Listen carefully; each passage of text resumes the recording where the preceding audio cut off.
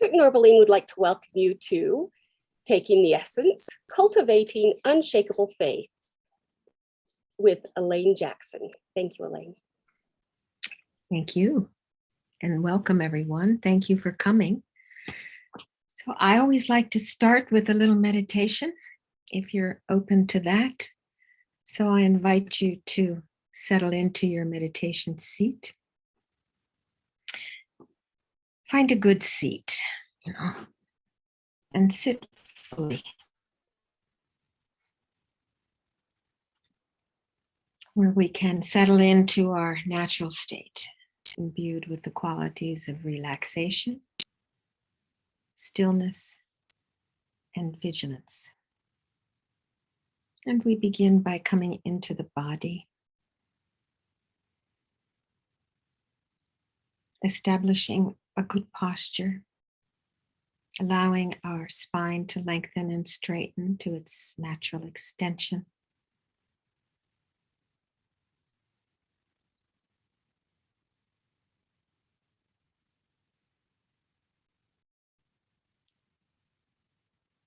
Upright yet supple, not stiff.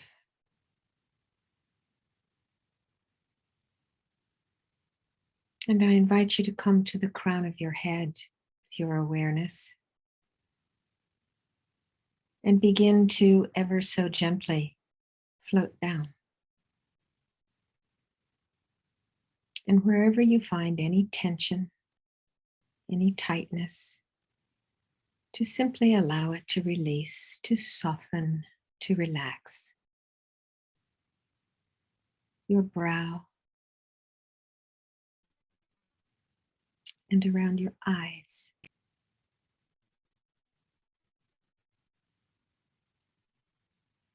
And then coming down to your jaw.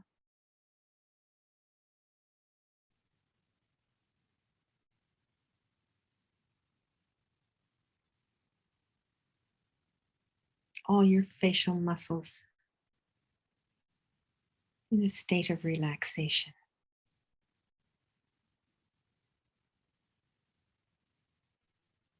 Into the back of your neck.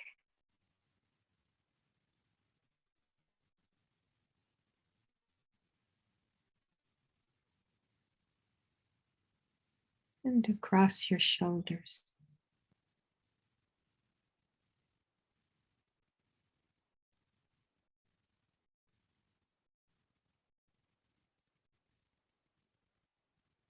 Allowing your awareness to float down your arms, past your elbows,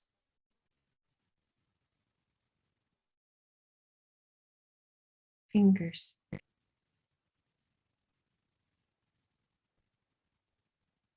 feeling your hands resting gently in your lap.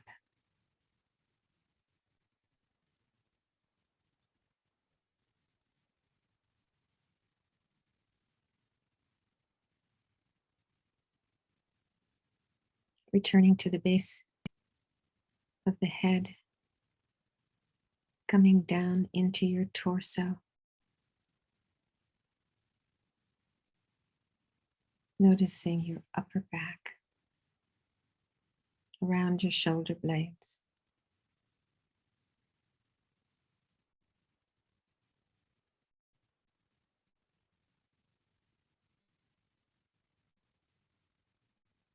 Your chest.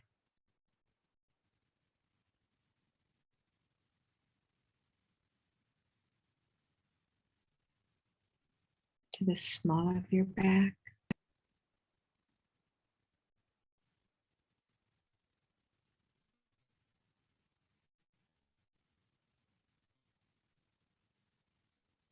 All the way down to your sit bones.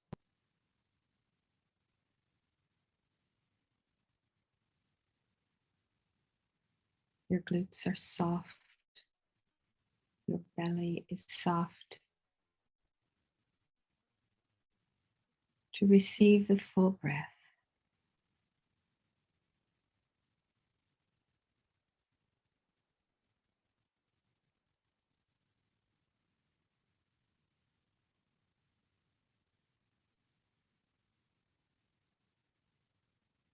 And then floating down your legs.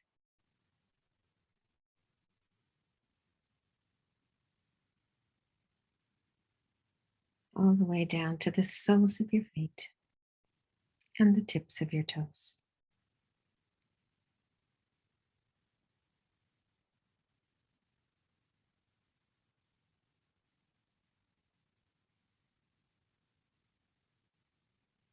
Feel the places where your body touches the seat, the cushion.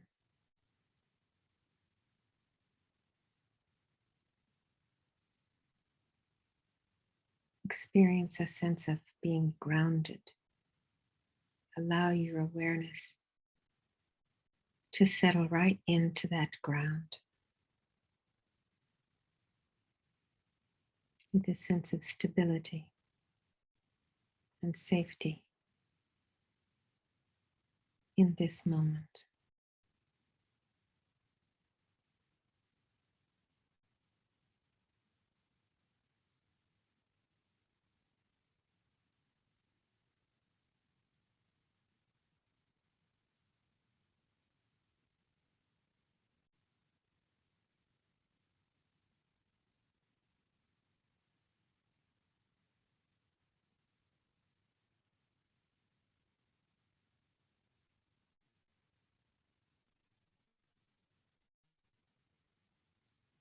Attending to the breath in the body, noticing the rising and falling of the belly.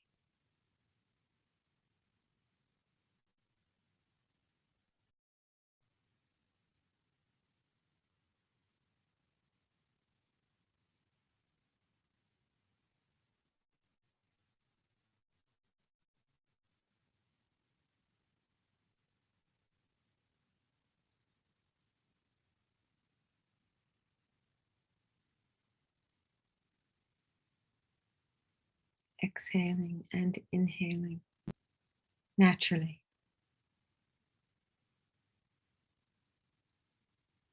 without any force or impedance.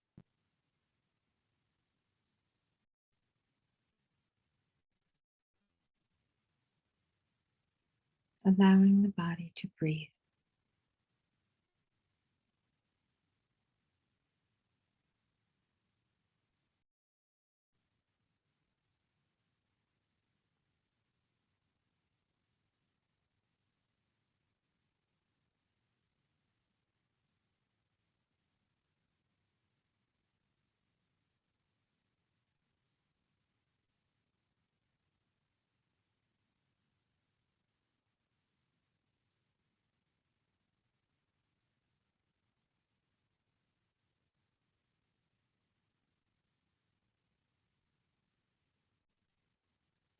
And fine-tuning our awareness, attending to the breath just at the tip of the nose, wherever it appears most distinctly for you, that sensation as the breath flows out and back in. For a cycle of 10, breathing out and back in as one. And paying particular attention to the end of the out breath as it turns.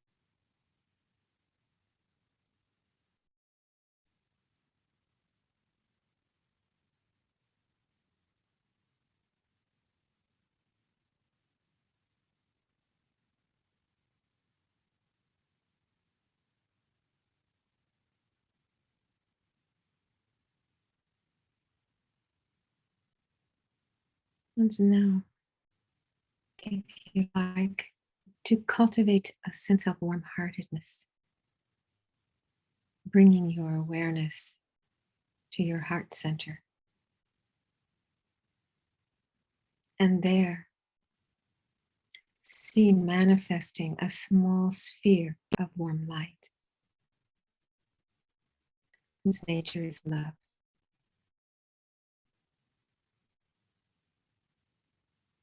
And as you inhale, this light becomes energized. And as you exhale, allow it to expand.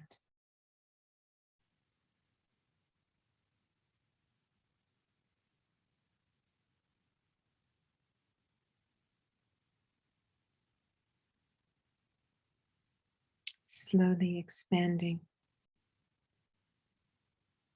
to fill your whole body from head to toe and to the fingertips. Let it be nice, warm, kind, pleasant, a sense of being loved.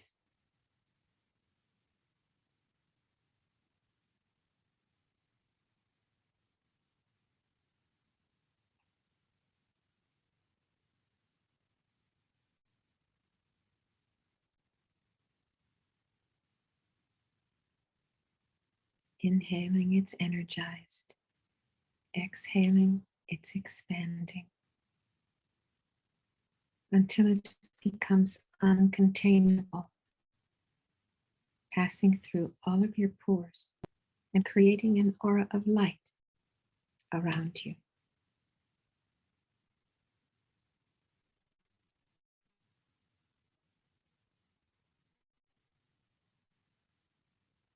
Conjoining it with the breath, allowing it to expand out into the environment, into your city,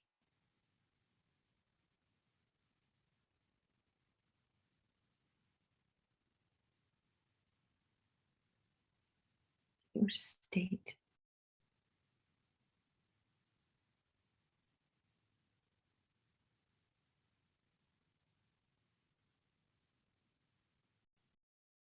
blanketing the whole country with your love.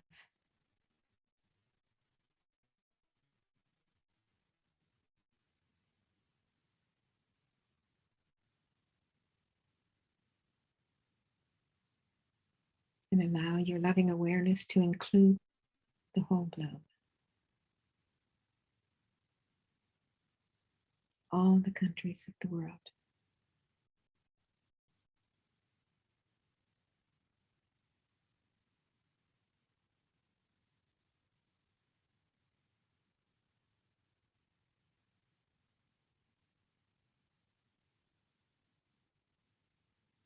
As you breathe in and the love is energized, think that you are removing all the causes of suffering wherever your mind's eye lands. And as you breathe out, think that you are giving those beings exactly what they need.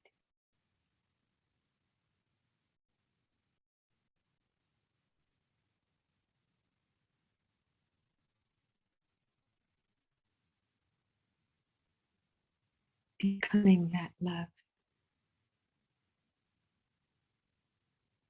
Loosening our self-grasping. We long to liberate every living being.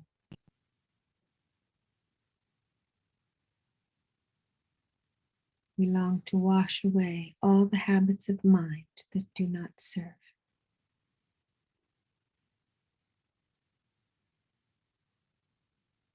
We wish to engage in enlightened activities until it becomes our default setting.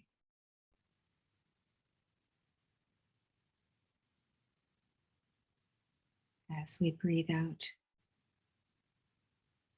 allow this light of love to touch all those who are homeless,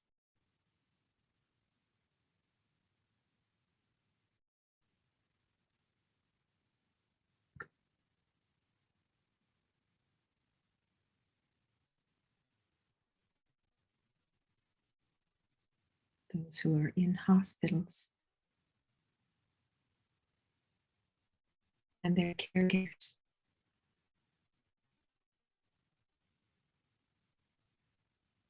and their families who are worried for their well-being.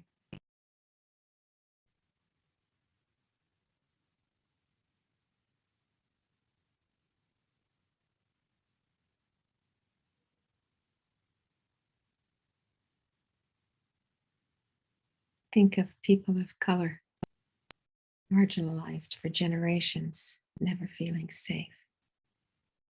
Or whites, holding on to privilege, trained for generations to feel superior, unaware of the detriment of such an attitude to their own peace of mind.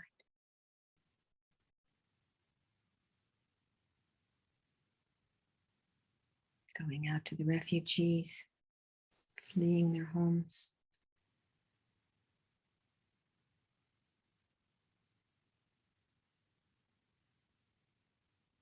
to prisoners without hope,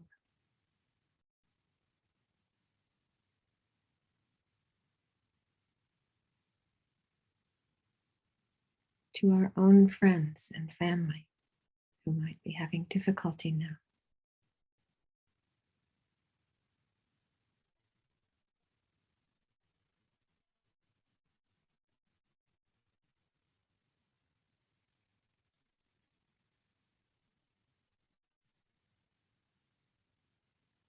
And to the seats of government, we soften the hearts of those in power, that they may govern with enlightened politics.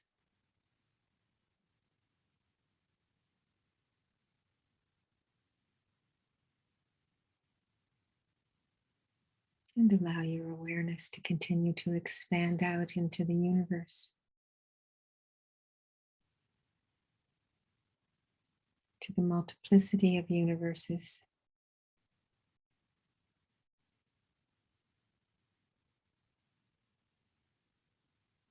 with a wish to remove suffering everywhere and bring happiness, peace, and contentment.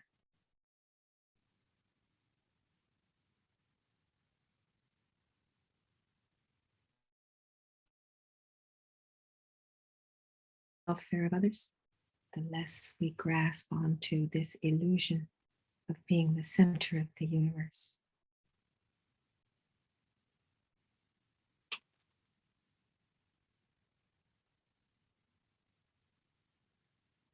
And then allow your awareness to contract back.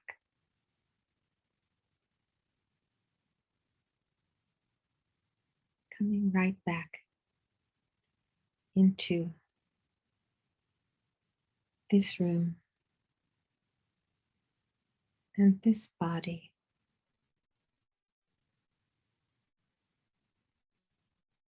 and the sphere of love that's always available. How wonderful.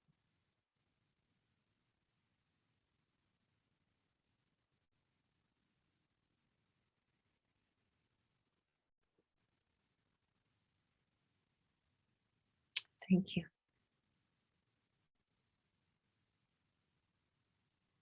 And let's make a determination to use our time together to gather the causes and conditions to actualize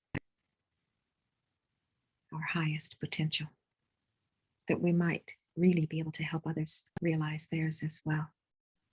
And perfect enlightenment, that we might be of the greatest benefit to all. May that be so.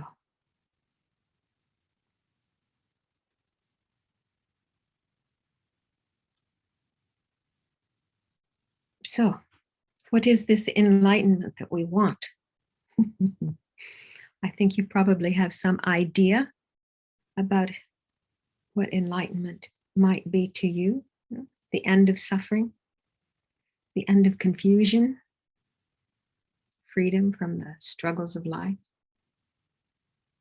the end of anger, greed, stupidity,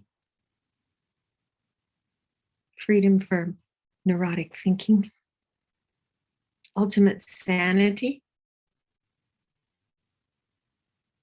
knowing exactly what to do in every situation and doing it effortlessly, able to help others out of their misery, able to change the world, our ticket out of this messy life. So we work at practice. We put in our time on our cushion. We go to teachings. We go to retreats. And we still find we get distracted in our meditation from time to time. Or we still react to situations unpredictably. And we may think that nothing's changing. We may not notice anything, but something happens. There's an alchemical effect of practice. Putting our meditation instructions to work in the most effective way, we create a shift. We begin to know contentment, peace, freedom, understanding, compassion. But they're nothing like we thought they would be.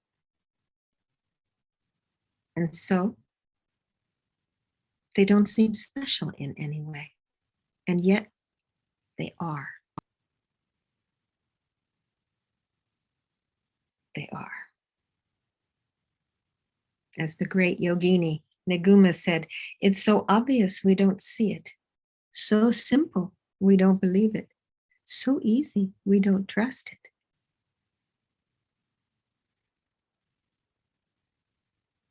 Our practice begins with faith.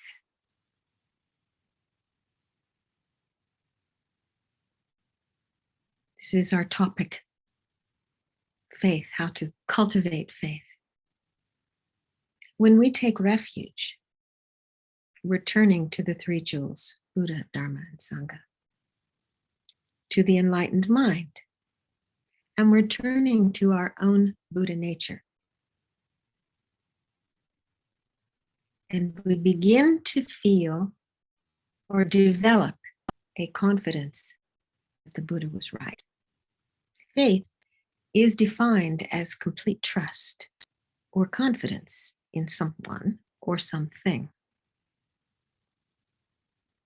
Consider the experience of hiking down a deserted path that you've been told by a stranger will lead you to your desired destination. And after walking for some time, you begin walking through a dense, dark, and perhaps ominous terrain. And some doubt about the instruction creeps in. Who was that person who gave me directions? Did they understand where I wanted to go? Have they been there? Were they trustworthy? Then maybe a rundown shack appears in the distance.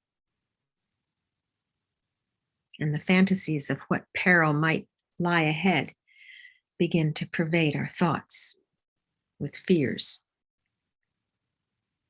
You consider turning around. You're unsure, confused. But what if, in the same scenario, on the same path, instead of following a stranger's instructions, you were following the instructions of a trusted friend? I think the experience would be very different, wouldn't it? You'd have confidence and faith to continue.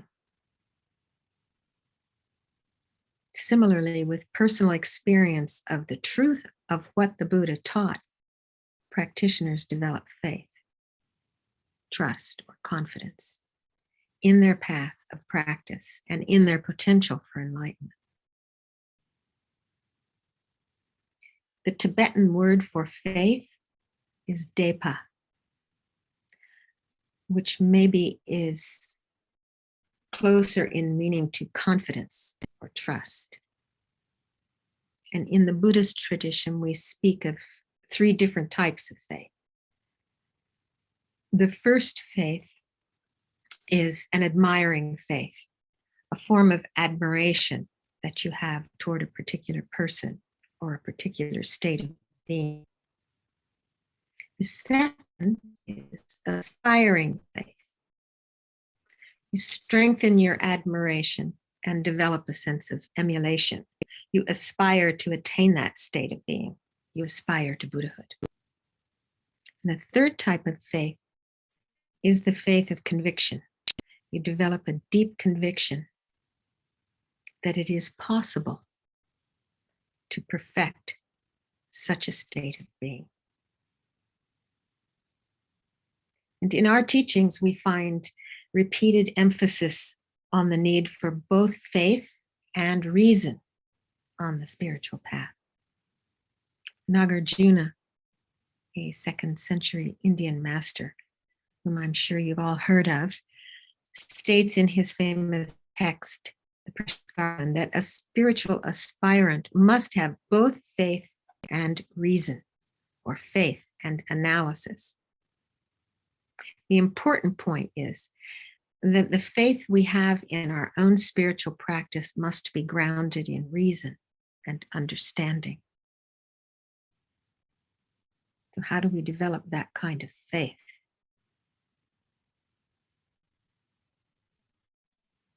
We begin by being open-minded. We have a sense of healthy skepticism. When we're in a state of openness, we can reason. And through reasoning, we can develop a certain understanding. And when that understanding is strengthened, it gives rise to conviction, belief, and trust in that object. We do find in Buddha's own scriptures an admonishment to his followers that they shouldn't accept his words simply out of reverence to him. I'm sure you've heard the goldsmith analogy, where Buddha suggests that his followers put all his words to the test, just like a goldsmith tests the quality of gold through rigorous procedures. And it's only because of our own understanding that we should accept the validity of his teaching. So through the teaching in a critical and discriminating way, we verify or validate through our own experience what we previously have only heard. There is a saying that when you're just complying with someone else's dictates, it's blind faith, or having no faith at all. So in order to deepen our own faith, we need to try things out, to wonder, to doubt. In fact, faith is strengthened by doubt, when doubt is a sincere, critical questioning, combined with our deep trust in our own right and ability to discern the truth. In Buddhism, this is called skillful doubt. And for doubt to be skillful, we must be close enough to an issue to care about it, yet open enough to let questioning come alive. For faith to be alive and to deepen, we need to use our power to inquire, to wonder, to explore truth intensely for ourselves. And this requires us to approach the practice with an inquisitive, eager, self-confident capacity to probe and question. It requires us to examine where we place our faith and why, to see if it makes us more aware and loving people. In the traditional teachings of Buddhism, there's an evolution in the quality of faith that is like an evolution in a deepening of wisdom. And in fact, wisdom and faith seem to go hand in hand. First, there's what we call bright faith or admiring faith.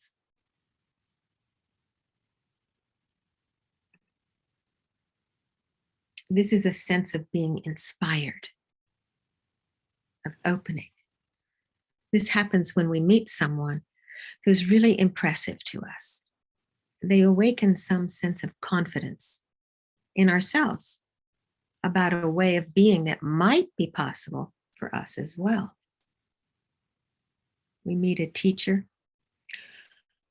a great being, a great poet, and somehow the experience isn't just about them and who they are. They also serve as a mirror in some way for who we might be or become. And we feel inspired and moved. There's an emotional quality of wonderment. Wow. A quality of excitement and of confidence. It's a faith that allows us to draw near. But bright faith or admiring faith, while it can be powerful and important, isn't very reliable. We might meet one person one day, another person another day, and find ourselves just vacillating between these two different sources of inspiration because we're not so centered in our own experience. So we're not stable. So a more evolved quality of faith is a verified faith. So maybe we've met a person or we've encountered a teaching and we've been inspired and we've done something about that. We've actually practiced. We've explored it. We've explored something for ourselves. And in doing so, we've opened to some amount of experience. The feeling about the process, the path, the sense of being able to place our hearts in it is now rooted in our own experience, and it's strengthened. His Holiness the Dalai Lama tells a story that when he was first practicing meditation, one of the great one-liners his teacher said to him was, "The Buddha's enlightenment solved the Buddha's problem. Now you solve yours." So it was important for His Holiness to feel that the Buddha's enlightenment did solve his problems, because this was the very path that the Buddha had offered. And His Holiness's teacher was implying a confidence that His Holiness could solve the problem of suffering for himself. And also that there was some amount of energy or effort and actual practice required so that he could have this experience of verified faith. And then there's what's called unshakable faith, or the faith of conviction. This is where we have experienced something so deeply and strongly that from that point on, there's no turning back. It's not like someone can appear to us and say, well, you know, it's really this way, it's not that way, and have us believe that simply because they say so. It doesn't work that way. We have a more complete faith in the truth of our own vision, our own perception of the truth, when we learn from our own experience how things are. So this threefold progression is one way faith is talked about as it's evolved through our own understanding.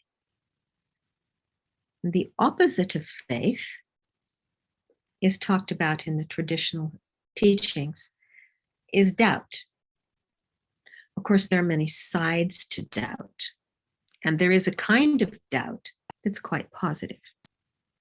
It's the part of the investigation which says, I'm not going to accept this just because somebody else said it's so. I really want to know. And this is the cutting edge of wisdom. This is the voice that says, I want to know for myself, not just because you say so.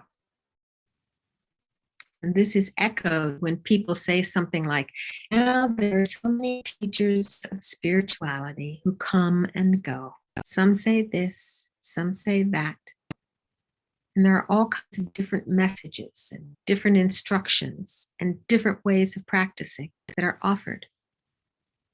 So how do we know what's true, what's worth doing? Have you had this kind of an experience?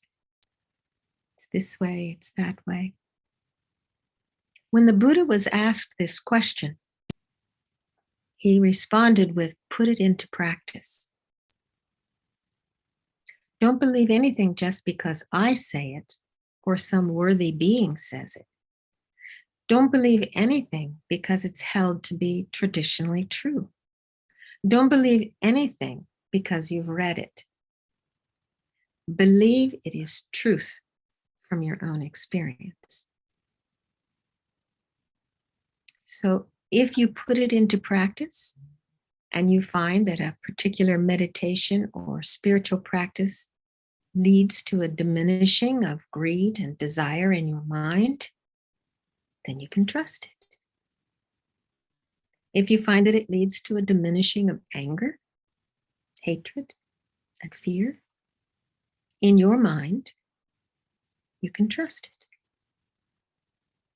If you find it leads to clarity, so there's less delusion, less feeling of being cut off and disconnected, you can trust that.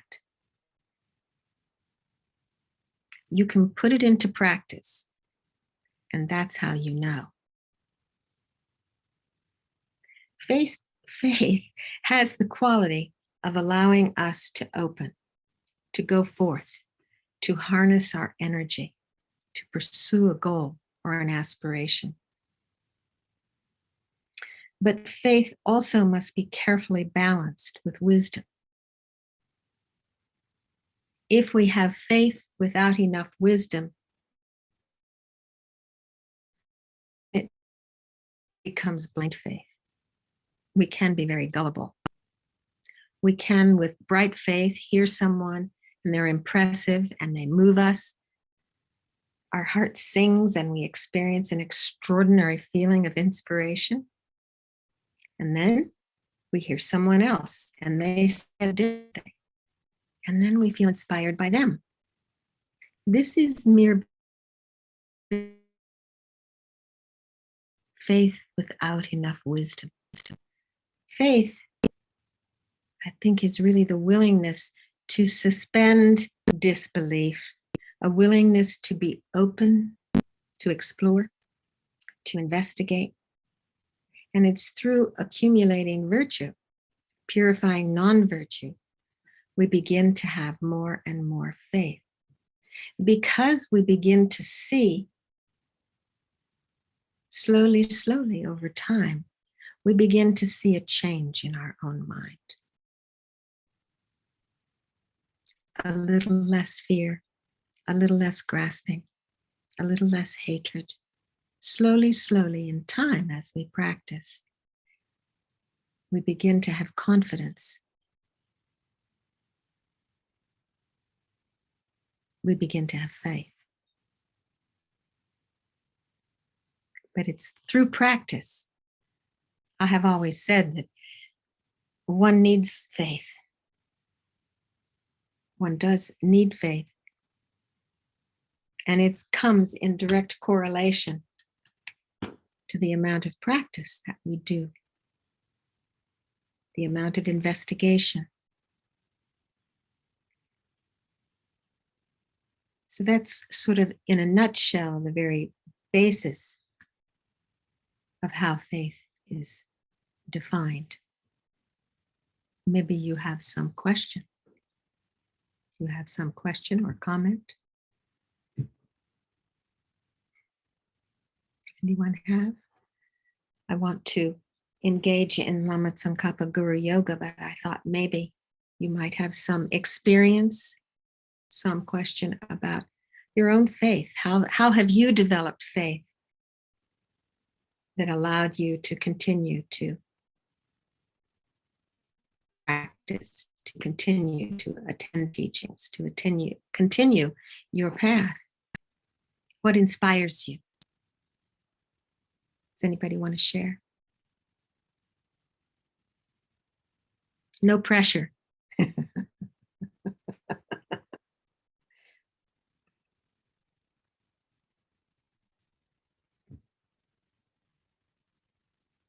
Well, if not, shall we have a good time with Lama Tsongkhapa Guru Yoga, cultivating some virtue and purifying any non-virtue? I think that Venerable Dundrup is going to offer the practice to you. But if you don't have it, that's okay too. You can just meditate along with the practice. I'll put it in the chat. Okay, good.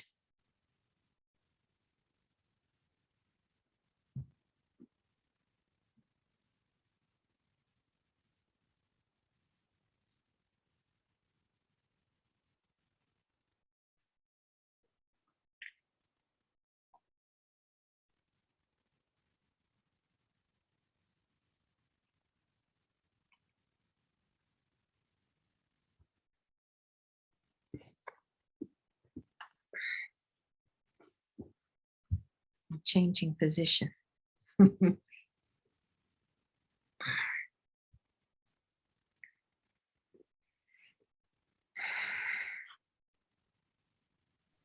Hopefully it's there now. I see it. It's quite a big file, isn't it? I don't know what happens when you download something that big. But anyway, there it is. Okay.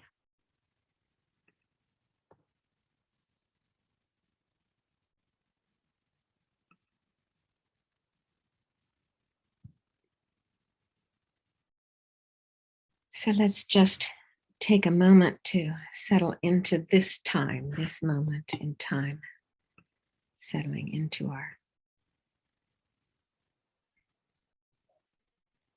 present moment awareness. Once again.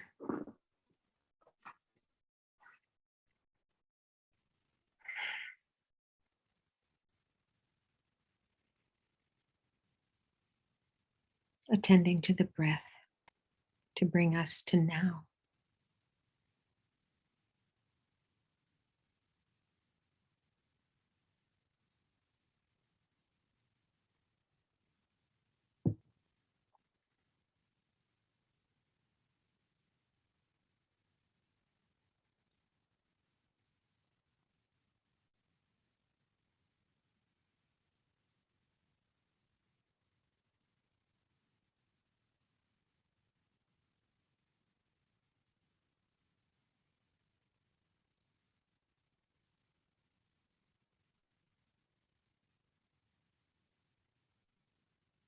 When we engage in our practices, as much as possible to be present in the experience of the practice in our body and our mind as we practice, to be aware, to be present. And in this way, practicing from the heart,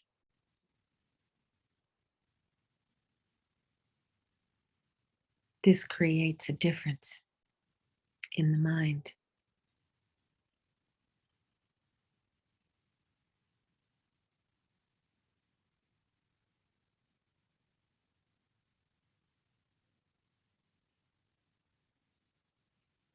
And if we think about the 3 levels of refuge, refuge in the 3 jewels, refuge in the enlightened mind,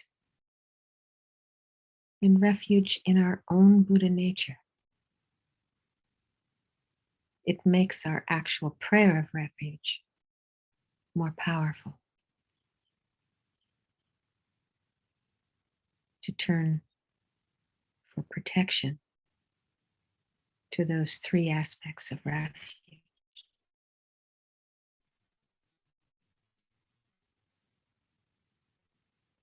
I'm thinking not just for myself alone, but for every living being I do this practice. In many of the practices, the refuge prayer actually starts by saying, I and all migrating beings from now until reaching enlightenment go for refuge. So in that way, we think, I and all migrating beings. So we bring them here. Surround.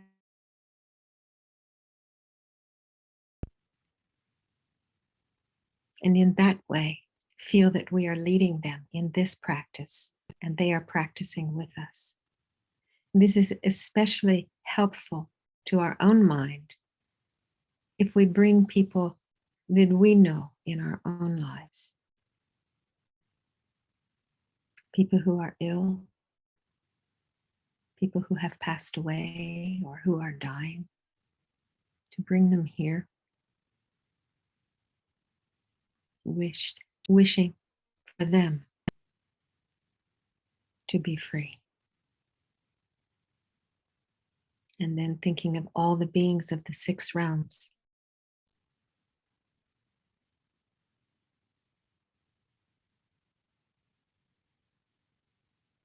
Coming in human form, but having their own particular kinds of suffering.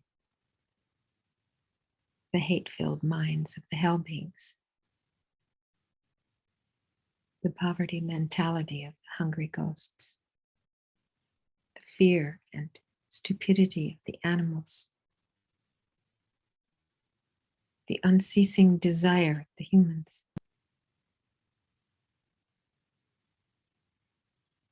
The jealousy of the demigods. And the total self-absorption of the gods. Filling up all of space.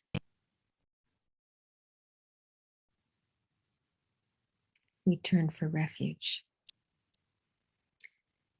I go for refuge until enlightenment to the Buddha, Dharma, and Sangha. By my virtuous actions of giving and so on, may I become a Buddha to benefit all beings. I go for refuge until enlightenment to the Buddha, Dharma, and Sangha. By my virtuous actions of giving and so on, may I become a Buddha to benefit all beings. I go for refuge until enlightenment to the Buddha, Dharma, and Sangha. By my virtuous actions of giving and so on, may I become a Buddha to benefit all beings. May all beings have equanimity, free of attachment and aversion. May all beings have happiness and the causes of happiness. May all beings be free of suffering and the causes of suffering. May all beings find good rebirths and the bliss of liberation. And then think, I will help us to have these. Please, Guru Buddha, bless me to be able to do this. We purify this place and bless the offerings. May the ground everywhere be pure, free of roughness and all flaws, soft as the palm of a child's hand, smooth as polished blue sapphire. May all space with Samanta Bhadras, clouds of offerings be filled, offerings human and divine, both actual and imagined. So then we imagine that these offerings, through the power of this offering cloud mantra, that they become filling all of space. Om Namo Bhagavate Vajrasara Paramadana Tathagataya Arhate Samyak Sambuddhaya Tayata Om Vajre Vajre Mahavajre Mahateja Vajre Mahavidya Vajre Mahabodhicitta Vajre Mahabodhi Mendo Pasam Kramana Vajra Sarva Karma Avarana Vishodhana Vajre Soha. Om Namo Bhagavate Vajrasara Paramadana Tathagataya Arhate Samyak Sambuddhaya Tayata Om Vajre Vajre Mahavajre Mahateja Vajre Mahavidya Vajre Mahabodhicitta Vajre Mahabodhi Mando Pasam Kramana Vajra Sarva Karma Avarana Vishodhana Vajre Soha. Om Namo Bhagavate Vajrasara Paramadana Tathagataya Arhate Samyak Sambuddhaya Tayata Om Vajre Vajre Mahavajre Mahateja Vajre Mahavidya Vajre Mahabodhicitta Vajre Mahabodhi Mendo Pasam Kramana Vajre Sarva Karma Avarana Vishodhana Vajre Soha.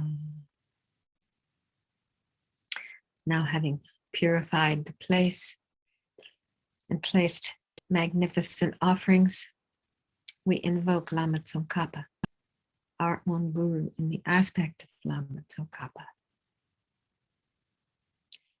You who emanate on snow white clouds from the heart of Buddha Maitreya, Savior of 100 Devas, joyful realm Losang Dragpa, all-knowing King of Dharma, with your 2 heart disciples, I beseech you, please come before me.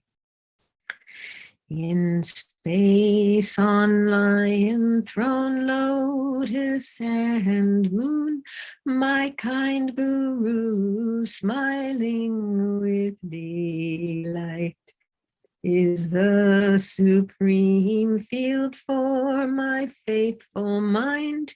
Please forever abide and teach us. Your holy mind knows all phenomena, your fluent speech a sweet melody. For the ears of fortunate beings, your form resplendent with fame's glory. I prostrate to you, who is meaningful to see here and also bring to mind. And then we make the offerings. Pure water and well-arranged flowers, fragrant incense, lights, perfume, and more. Clouds of offerings, real and imagined, I offer you supreme merit fields. And then take a moment to consider those habits of mind that don't serve us, the mistakes that we have made.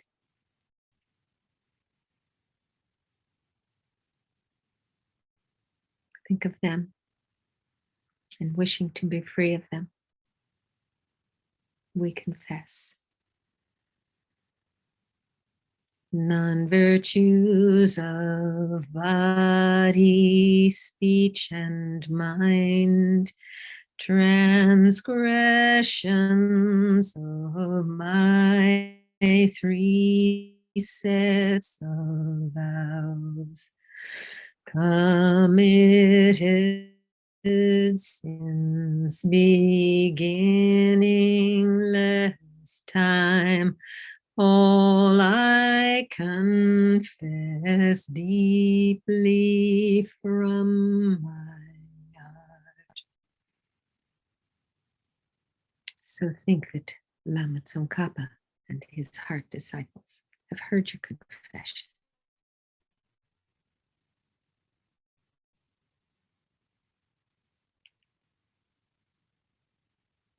And then we rejoice in the goodness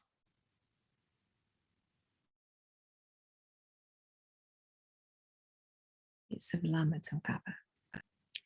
In these times of degeneration, you made your life highly meaningful. Rejoiced all the 8 worldly concerns, strove for knowledge and realizations. In your extensive accomplishments, I rejoice deeply within my heart. Lama in Dharmakaya's clear sky, from clouds of wisdom and compassion, please rain down vast and profound Dharma upon us fortunate disciples. I dedicate all of these virtues to the Dharma, all living beings, and especially that the heart teachings of Losangpa remain forever.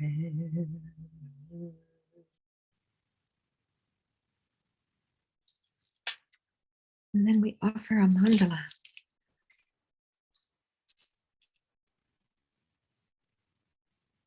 Oh, this ground scented with perfume and covered with flowers, adorned by Mount Meru, 4 worlds, sun and moon, I imagine as a Buddha land, and then offer it. May all beings enjoy this pure land. I send forth this jeweled mandala to you, my precious Guru.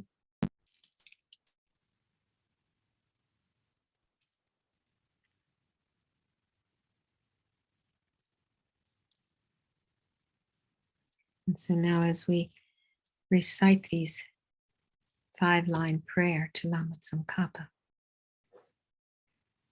we think that from Lama Tsongkhapa's heart and the hearts of both his disciples,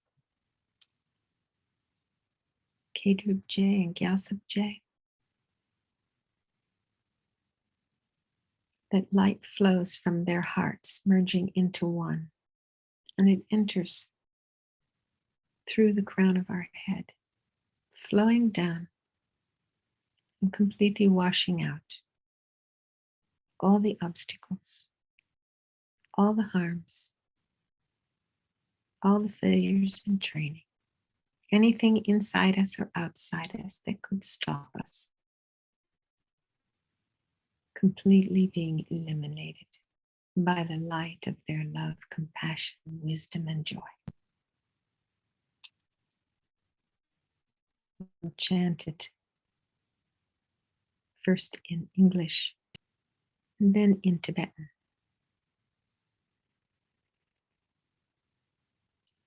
Chen raise a great treasure of objectless compassion. Manju Shri Lord of stainless wisdom. Vajrapani destroyer of Mara's eyes. Tsongkhapa crown, jewel of Tibetan sages. Losang Dragpa, to you I pray. Migme Tsewe Te Chen Chen Dream Yen Pei Wang Po Jambel Du Pu Malu Jomze Tsangwe Gang Chen Ke Pe Tsu Gyan Tsongka Lo Sang Drag Pe Shabla So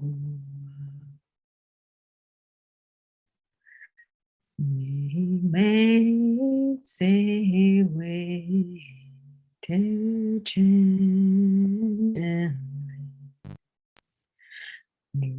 make and pay one puja do puman Jomze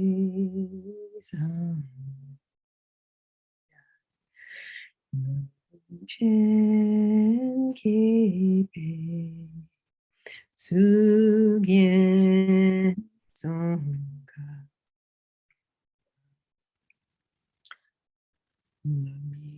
Me Tsewe Te Chen Chen Se Me Kien Pe Wang Po Jambel Du Pu Malu Jomze Samwe Gang Chen Ke Pe Tsu Gyan Tsongka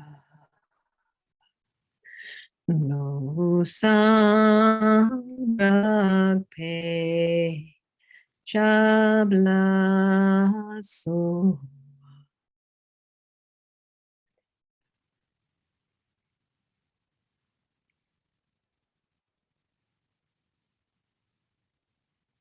I feel that your whole body has been filled with light. This complete purity.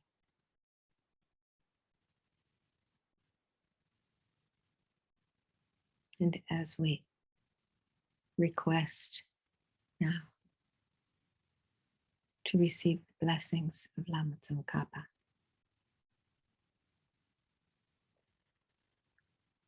O magnificent and precious root guru, please abide on the lotus and moon seat above my head. Guide me with your great kindness and grant me realizations of your holy body, speech, and mind. So now see at Lama Tsongkhapa's forehead, throat, and heart, as well as the two disciples. A white Om at the forehead, a red A at the throat, and a blue Hum at the heart. And as we recite, first seeing from the white Om, white light rays and dewdrops of nectar streaming forth from Lama Tsongkhapa's Om at his forehead and entering our forehead, body being totally blessed. And then red light from the red Ah at his throat, blessing our speech. And then blue light, the Hum streaming forth into our heart. First one by one, and then all together. So we begin by taking a deep breath and then reciting each syllable. Om.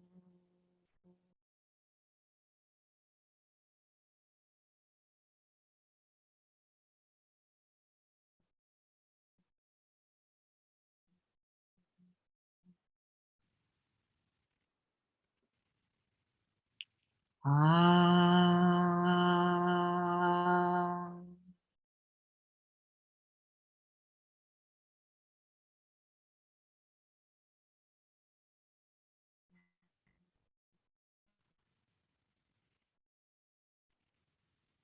Om.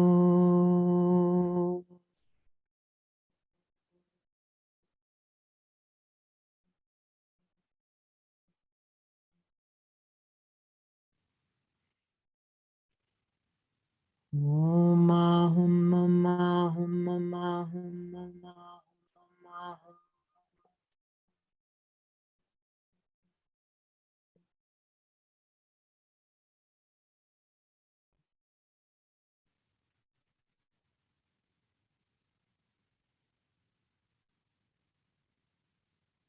Feeling that body, speech, and mind are completely purified, we make this request. Om Agni.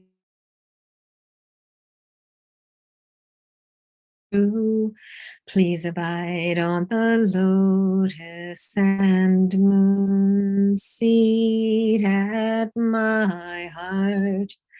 Guide me with your great kindness and stay with me always until I achieve enlightenment.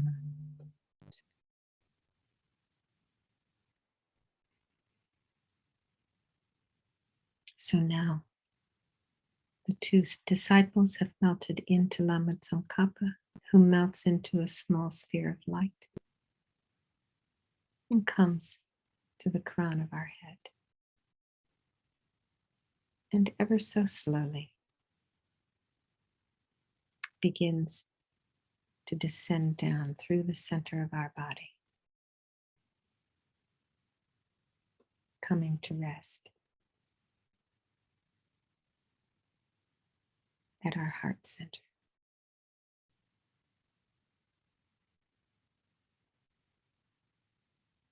And rest there, merging with Lama Tsongkhapa's holy body, speech, and mind.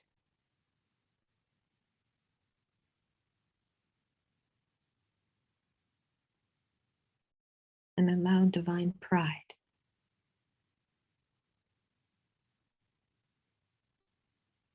to ripen in your mind.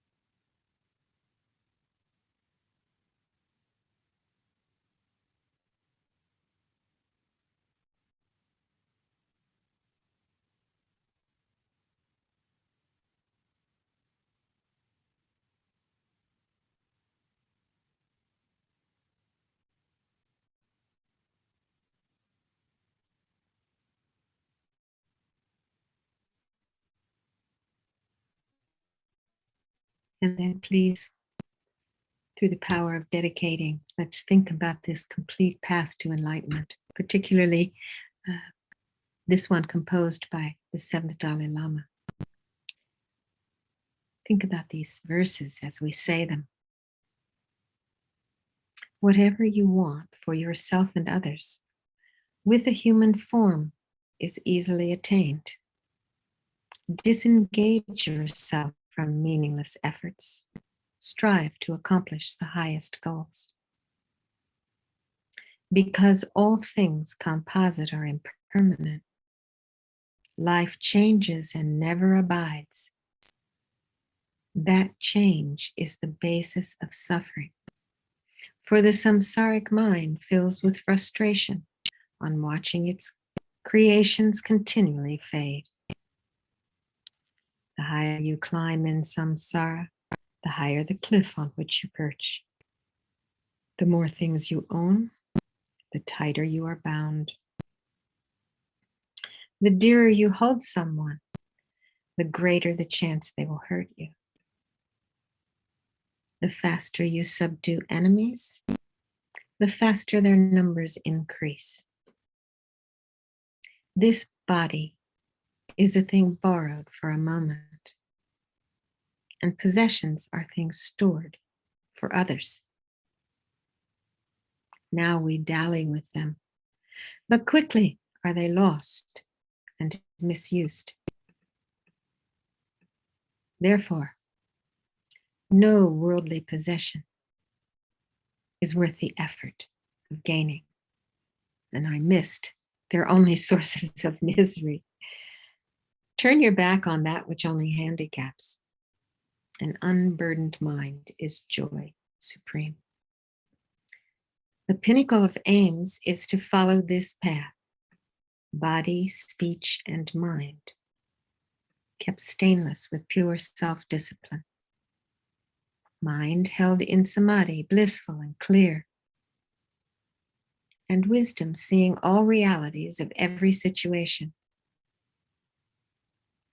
The mother beings wandering in the six realms, to me, their child, are pieces of my heart. For many times have they soothed my troubles, and in infinite ways have they brought me joy.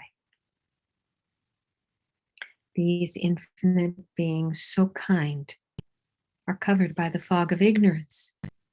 Constantly lashed by whips of delusions, they have no chance to lay down the burden of misery from their lives. Therefore, whenever you meet anyone, greet them with eyes smiling with love. Why mention that you shouldn't even consider holding evil intentions or deceptive thoughts? The way people and things seem to be, other than projected labels, is a distortion created by deluded mind. If we look at the root of things, emptiness is clearly understood. And in the vast space of the perception of emptiness, mental grasping for ultimate subsides. Then one looks into the face of the world, everything is seen without essence. Understanding interdependence, we understand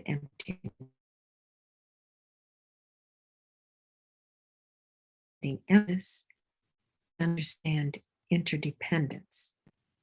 This is the view which is the middle and which is beyond the terrifying cliffs of eternalism, nihilism, neither or both.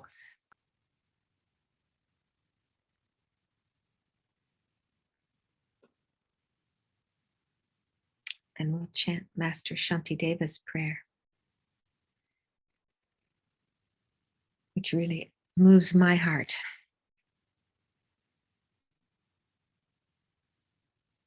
As we think of all these sentient beings. May all beings everywhere, plagued by sufferings of body and mind, find an ocean of happiness and joy by virtue of my merit. May no living creature suffer, commit evil, or ever fall ill. May no one be afraid or belittled with a mind weighed down by depression. May the blind see forms, the deaf hear sounds. May those whose bodies are worn with toil be restored on finding repose. May the naked find clothing, the hungry. May the thirsty find water and delicious drinks. May the poor find wealth, those weak with sorrow find joy. May the forlorn find hope, constant happiness and prosperity. May there be timely rains and bountiful harvests. May all medicines be effective and wholesome prayers bear fruit. May all who are sick and ill quickly be freed from their ailments. Whatever diseases there are in the world, may they never occur again. May the frightened cease to be afraid, and those bound be freed. May the powerless find power, and may people think of benefiting each other as long as space remains. As long as sentient beings remain, there too may I remain to dispel the misery of the world.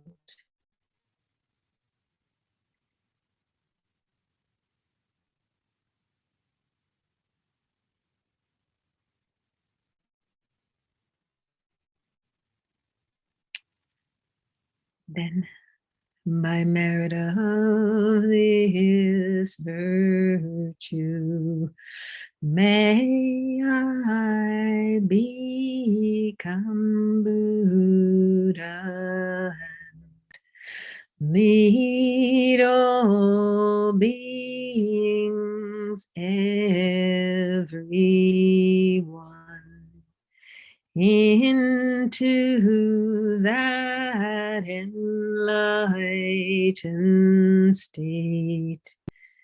May the precious Bodhi mind, not yet born, arise and grow, and may that born not decline, but increase more and thinking about all of our teachers, beginning with His Holiness Dalai Lama. In the snowy mountain paradise, you're the source of all happiness and good. Powerful Tenzin Gyatso Chenrezig, please remain until samsara ends. Savior of the snowlands, teachings and beings, you clarify the path that unifies emptiness and compassion. Lotus holder Tenzin Gyatso, may all your wishes be spontaneously fulfilled. Lama Zopa Rinpoche, great upholder of the moral way, bountiful bearer of everything good, accomplishing beautiful prayers, honoring the three precious jewels, sustaining and spreading Buddha's words. Kyabje Zopa Rinpoche, our precious Lama, please live long.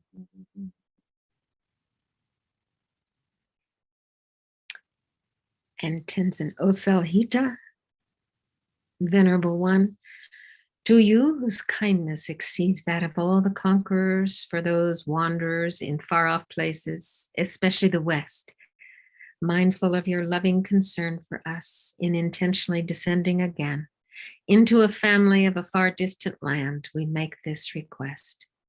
O Lama, please live long. And for dear Keshe Sharb, beloved teacher, leading your students toward wisdom and compassion, explaining through exacting discernment the steps of the graduated path. You are the unequaled guide. Please live a long and stable life. And then we take a moment to think of those beings in our own life, those on the prayer wheel, prayer lists of our centers. May they be healed, or may they have fortunate rebirths.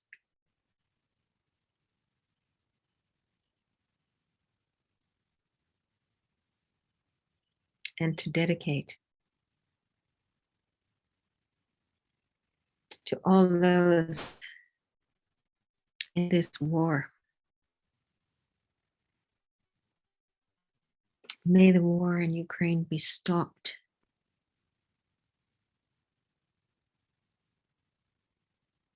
Now, without delay of a second, by virtue of our merits.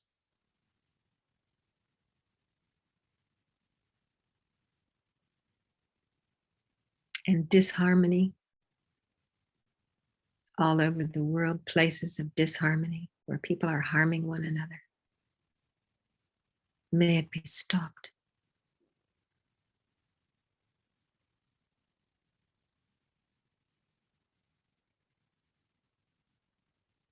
Wherever we are, may fortunate circumstances abide that we might continue our practice along this path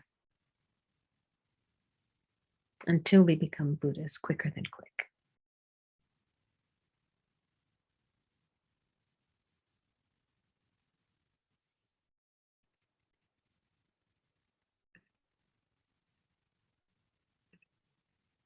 Okay. Thank you very much.